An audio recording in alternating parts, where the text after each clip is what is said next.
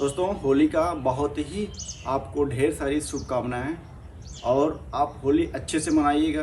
दोस्तों नमस्कार, स्वागत है आपका RN कुशवाहा यूट्यूब चैनल में। आज मैं आपको बहुत बढ़िया टॉपिक बताने जा रहा हूं जो अप्रैल के महीने में कौन कौन सी सब्जी आप लगा सकते हैं।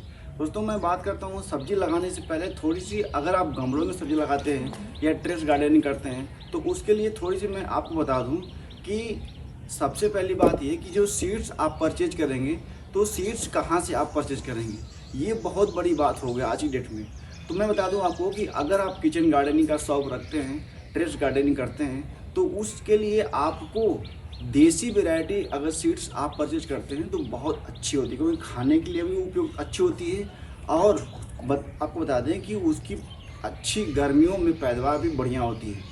उसके बाद मैं बता दूं आपको कि आज की डेट में मार्केट में ऑर्गेनिक सीड्स भी उपलब्ध हो चुका है। आप जाके ऑर्गेनिक सीड्स को ला सकते हैं, और क्योंकि ऐसे ऐसे लैब आ चुके हैं कि लैब में टेस्टेड जो सीड्स है वो ऑर्गेनिक आ चुके हैं।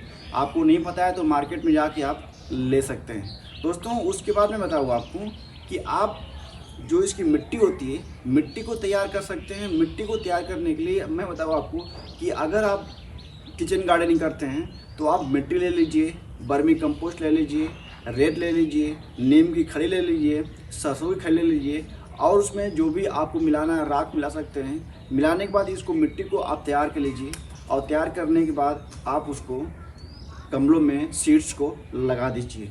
दोस्तों मैं बता दूं आपको कि अगर टेरेस गार्डनिंग आप करते हैं तो टेरेस गार्डनिंग के लिए आपको हल्की मिट्टी की आवश्यकता होती है।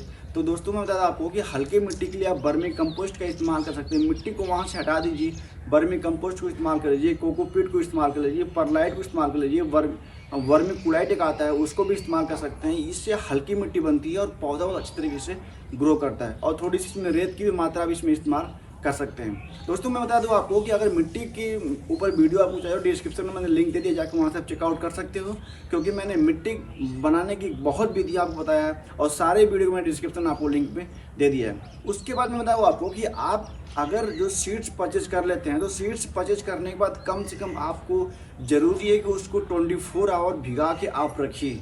कोई भी सीड्स हो, गर्मियों के मौसम में अगर आपको सीड्स लगाना है गमलों में, टेरेस गार्डन में, या बहुत बड़े पैमाने में खेत पे लगाना है, तो आप उस सीड्स को भिगा के रखेंगे कम से कम 24 घंटे, तो आपके लिए बहुत ही बढ़िया रहेगा। और एक मैं ट्रिक आपको बता रहा हूँ कि जिस पानी में आप सीड्स को भिगाएंगे उस पानी में हाइड्रोजन पेरोक्साइड को आप अगर 1 लीटर पानी में सीड्स को भिगा रहे हैं तो 1 से 2 ml उस पानी में आप डाल दीजिए। इससे बढ़िया ये होगा कि उस सीड्स का जर्मिनेशन बहुत ही बढ़िया होगा।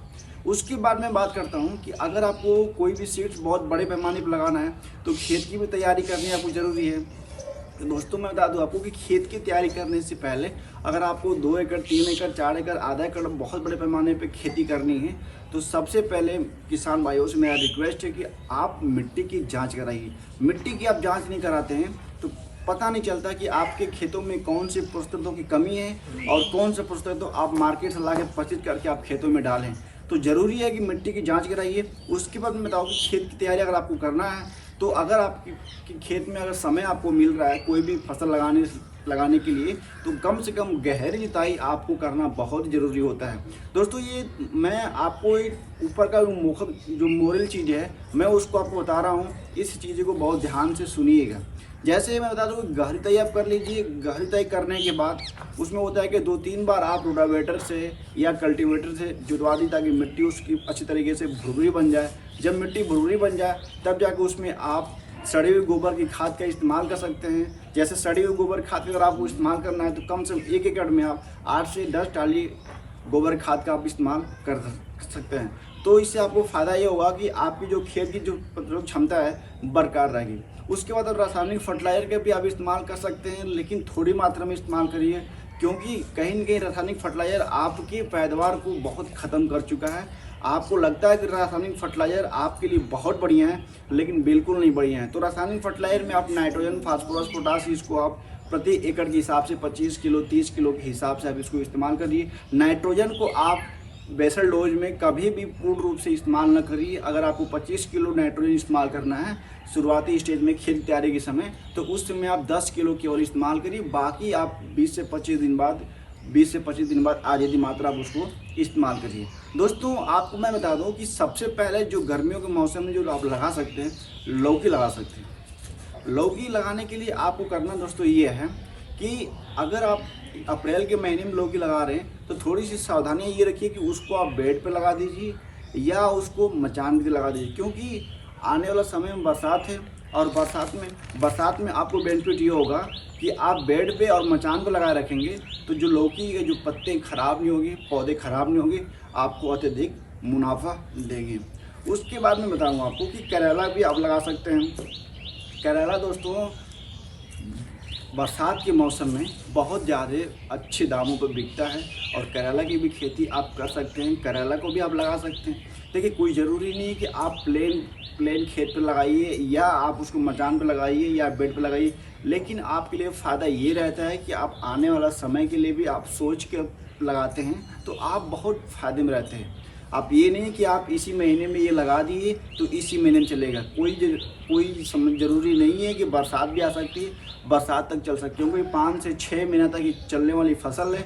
अच्छे से आप टेक केयर करेंगे तो बहुत ही ज़्यादा आपको लौकी हो गया, करेला हो गया, बहुत ज़्यादा आपको ये फल देने वाले हैं।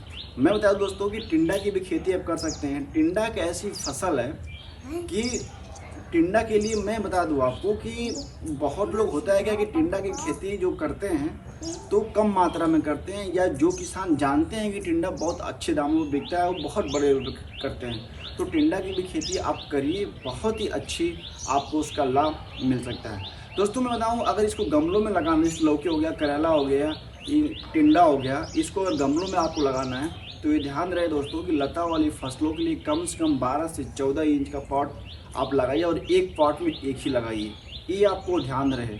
और कम से कम हर 15-20 दिन पे एक बार आप फर्टिलाइज़र का इस्तेमाल उसमें आप ज़रूर करिए। दोस्तों उसके बाद मैं बताऊं कि टमाटर की खेती आप कर सकते हैं। टमाटर की खेती इस महीने में करेंगे तो आपको उसका बहुत ही लाभ मिलेगा। अब इसकी नर्सरी की अगर बात आती है दोस्तों, मैं थोड़ा सा फोकस आपको कर दूं कि जब नर्सरी की तैयारी आप करते हैं तो खुद नर्सरी की तैयारी करें तो आपके लिए बेस्ट है। और सबसे बड़ी बात है कि आप सीड्स का चयन करें अपने एरिया के हिसाब से कि आपके एरिया में कौन से सीड्स की बिक्री अधिक होती है, उसी सीड्स आप चयन करिए। चयन करने के बाद नर्सरी खुद डालिए।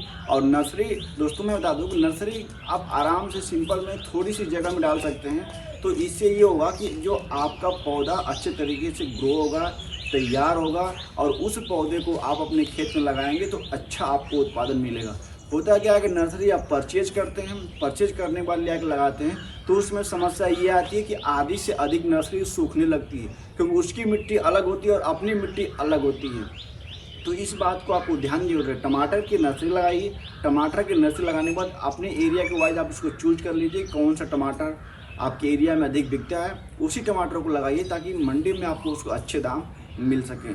दोस्तों मैं बताऊं कि बैगन की भी खेती आप कर सकते हैं। बैगन की खेती अप्रैल महीने में लगा सकते हैं। इसकी अगर पौधा तैयार कर चुके हैं तो ठीक है, नहीं कर किए हैं तो आप पौध इस समय में तैयार कर सकते हैं और तैयार करने के बाद बैगन को लगा सकते हैं। क्योंकि बैगन को अगर अच्छे से देखभाल किया जाए तो कम से कम मैं बता दूँ आपको कि 8 से 10 महीने की ये फसल है और आपको 8 से 10 महीने में ऊंचे दाम, मध्यम दाम, कोई भी दाम मंडी में आपको मिल जाएगा। तो आपको बताओ कि इससे आपको बहुत अत्यधिक लाभ मिलता है। दोस्तों मिर्चे की भी आप खेती कर सकते हैं। अप्रैल के महीने में मिर्च लगाते हैं तो मिर्च से भी आपको बहुत अत्यधिक लाभ मिलता है। मिर्च की मैं बात करूं कि शिमला मिर्च और ये जो आम मिर्च जो खाने के योग में आता है, इन दोनों की खेती आप कर सकते हैं। दोनों की खेती से आपको लाभ मिलेगा क्योंकि गर्मियों के मौसम में ये बहुत अधिक अच्छे दामों पे बिकता है। शिमला मिर्च की वैरायटी आपको चूज करने की ज़रूरत है कि वैरायटी आपको एरिया में कौन सी बिकती है, क्योंकि शिमला मिर्च अलग अलग वैरायटी की आती है और अलग अलग कलर की भी आती हैं। तो ये चूज करना ये आपके एरिया के वाइज है कि आपके एरिया में कौन सा अत्यधिक बिकता है। शिमला मिर्च में मैं बता दूं आपको कि जो ग्रीन वाला होता है अत्यधिक हर जगह उसकी डिमांड होती है, लेकिन जो अदर कलर के होते हैं वो बड़े बड़े होटलों में इसकी डिमांड होती है। और आपको अगर कांटेक्ट अगर होटलों से हैं तो अदर कलर का आप शिमला मिर्च को उगाइए और होटलों में उसको सप्लाई करिए, बहुत अच्छे दाम आपको मिल सकते हैं। मैं बता दूँ आपको कि मूली की भी खेती कर सकते हैं अप्रैल के महीने में। दोस्तों मूली की भी वही बात आती है, एक वाइट मूली आती है, एक रेड मूली आती है। ये आपको चूज करना है कि आपके एरिया में कौन सी मूली की खेती होती है। दोस्तों मैं बता दूं कि सबसे पहले मूली हो गया, पालक हो गया, धनिया हो गया, ये सब ऐसे हैं कि आप इसको 12 महीना लगा सकते हैं। थोड़ी सी आपको टेक केयर करने की ज़रूरत है।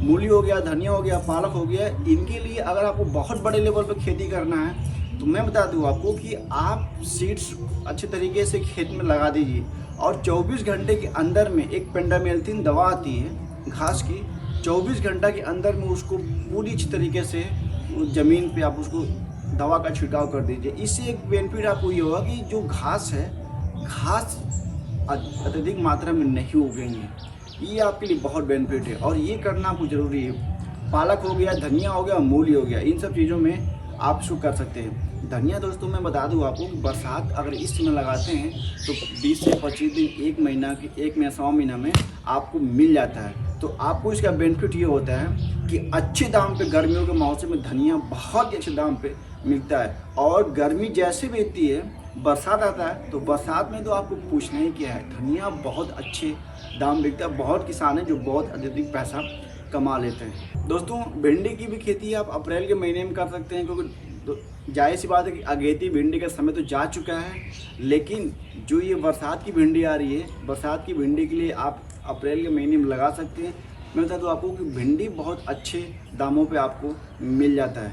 भिंडी के बाद मैं बता दूं आपको कि आप कद्दू की भी खेती कर सकते हैं। कद्दू खेती से आपको लाभ ये मिलेगा कि कद्दू में बहुत अलग अलग वैरायटी आ चुकी है, जैसे 56 कद्दू अलग हो गया और जो नॉर्मल कद्दू अलग हो गया, इसकी भी खेती आप करिए।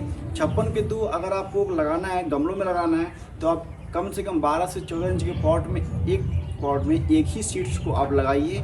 और उसके लिए आप चाहेंगे तो प्लास्टिक के गिलास में आप उसको सीड्स को जर्मिनेट कर लीजिए। जर्मिनेट करने के बाद आप उसको कद्दू को या 56 कद्दू को भी आप लगा सकते हैं। दोस्तों मैं बता दूं आपको कि जो ये मैंने सब्जियों के नाम बताया आपको लगाने के लिए, आपको ये वीडियो कैसा लगा? वीडियो अच्छा लगा और इस वीडियो को लाइक करें, दोस्तों शेयर करना ना भूलिए। दोस्तों मिलते हैं आपसे न्यू वीडियो में न्यू टॉपिक के साथ। धन्यवाद।